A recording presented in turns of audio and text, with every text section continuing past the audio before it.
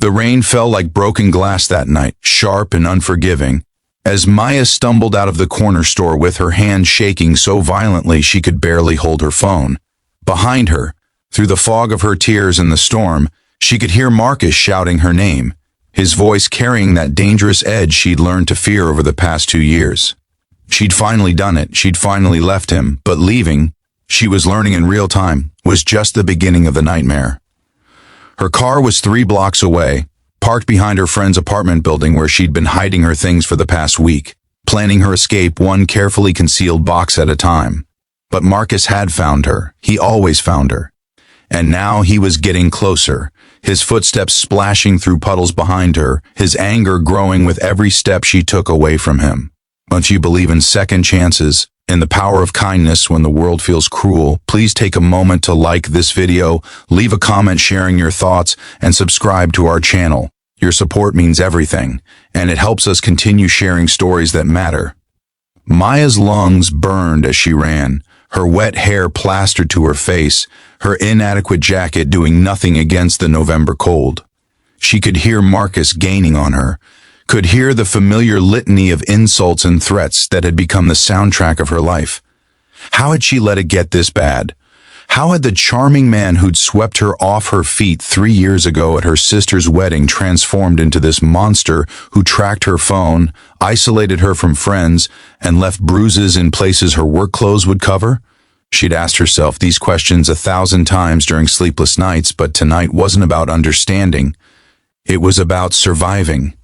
She rounded the corner onto 5th Street, her shoes slipping on the wet pavement, and that's when she collided with him. The stranger.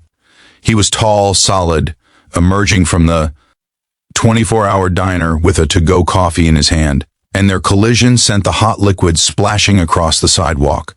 Maya gasped, stumbling backward, her eyes wild with panic, already forming an apology, already preparing for the anger that always came when she made mistakes. But the stranger's hands came up, steadying her gently, and his voice, when he spoke, was nothing like Marcus's. It was calm, concerned, utterly devoid of threat. "Hey, it's okay," he said, his dark eyes scanning her face, taking in her tears, her terror, the way she was trembling. "Are you all right?"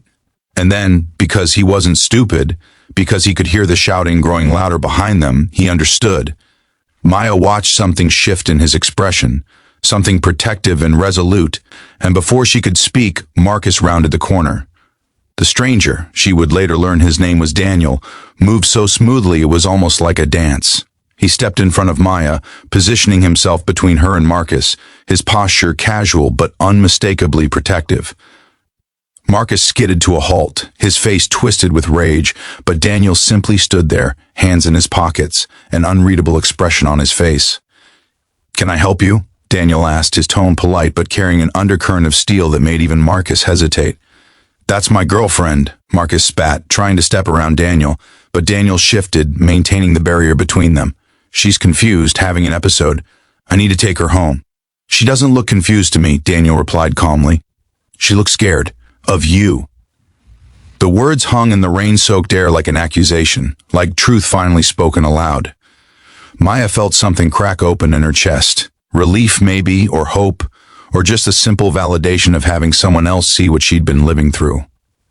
Marcus's face turned an ugly shade of red, and Maya knew that look, knew what came after it. But before Marcus could move, Daniel pulled out his phone. His movements deliberate and calm. "I'm going to call the police now," he said simply. "You can wait here for them, or you can leave, but either way, you're done here tonight." Something in Daniel's voice, in his absolute certainty, must have penetrated Marcus's rage, because after a long, horrible moment, Marcus backed away, pointing at Maya with a shaking finger, promising this wasn't over, spewing threats that would haunt her dreams for months. But then Marcus turned and walked away, and Maya's legs gave out. She would have hit the pavement if Daniel hadn't caught her, lowering her gently to sit on the diner's front steps, under the small awning that provided shelter from the rain. He sat beside her, not too close, giving her space, and waited while she cried. Deep, wrenching sobs that came from a place of exhausted relief. He didn't tell her it was okay, didn't offer empty platitudes.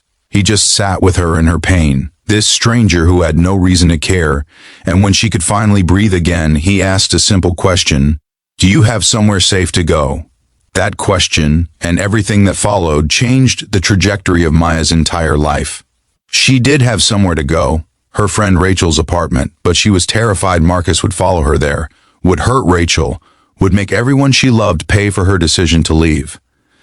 Daniel listened to all of this, his expression thoughtful, and then he made an offer that should have seemed crazy, but somehow didn't. His sister owned a small apartment building across town, and there was a vacant unit. If Maya needed a place to disappear for a while, to catch her breath and figure things out, it was hers. No strings attached, no rent for the first month while she got on her feet. Maya wanted to say no. She'd learned the hard way that kindness for men often came with hidden prices, but Daniel seemed to understand her hesitation. He gave her his sister's number, told her to call and verify everything, said he'd wait at the diner while she made her decision. And somehow, impossibly, it was all true. Daniel's sister, Keisha, was a social worker who'd helped dozens of women escape domestic violence situations. The apartment was real, the offer genuine, and 2 days later, Maya moved into the small studio with the windows that faced east, where the morning sun would eventually teach her how to feel warm again. Daniel didn't disappear after that night. He didn't hover or push or expect anything in return for his help, but he checked in periodically, always respectful, always careful with her boundaries. He brought her a phone with a new number that Marcus didn't know. He connected her with a lawyer who helped her file a restraining order. He showed up one Saturday with his sister to help her change the locks on her car and install a security system in her apartment. And slowly, carefully, as autumn turned to winter and winter grudgingly yielded to spring, Maya began to remember who she'd been before Marcus. Or maybe she began to discover who she could become after him. The healing wasn't linear or easy.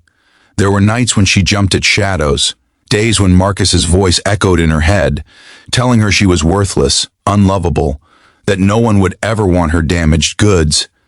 There were setbacks and panic attacks, therapy sessions where she ugly cried for the full 50 minutes, and moments when she almost believed the lies Marcus had programmed into her mind. But through it all, Daniel was there, not as a savior or a hero, but as a friend. He brought her coffee on her hard mornings, the kind with extra foam that she loved. He invited her to group dinners with his friends, never pressuring her to attend, but always leaving the door open. He celebrated her small victories. The day she went back to work, the day she laughed without feeling guilty about it, the day she realized she'd gone a whole week without thinking about Marcus at all.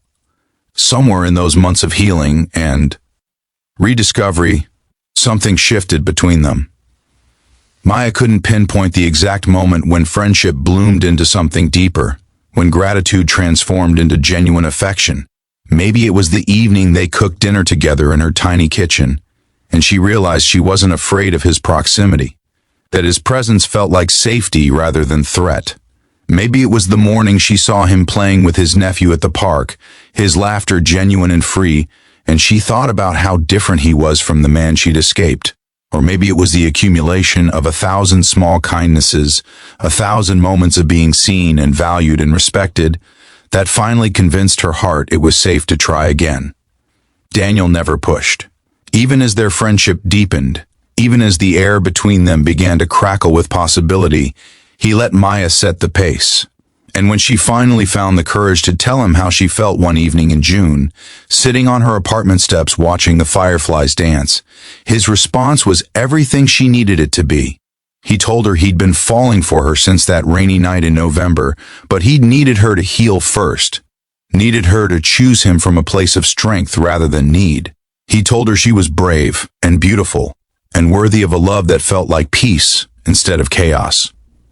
Their first kiss tasted like hope and new beginnings, gentle and unhurried, full of promise. And as Maya wrapped her arms around the man who'd saved her and then patiently waited while she saved herself, she realized something profound. Healing wasn't about erasing the past or pretending the pain had never happened. It was about learning to trust again, to love again, to believe again in the possibility of goodness.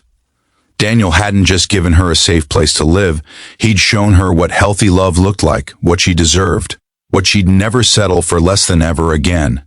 So if this story touched your heart, if it reminded you that healing is possible and that real love exists, please take a moment to like this video and share it with someone who might need to hear this message. Your engagement helps these stories reach people who need hope. They took their time building their relationship, laying a foundation of trust and communication that could weather any storm. Daniel met her family, who welcomed him with tears of gratitude.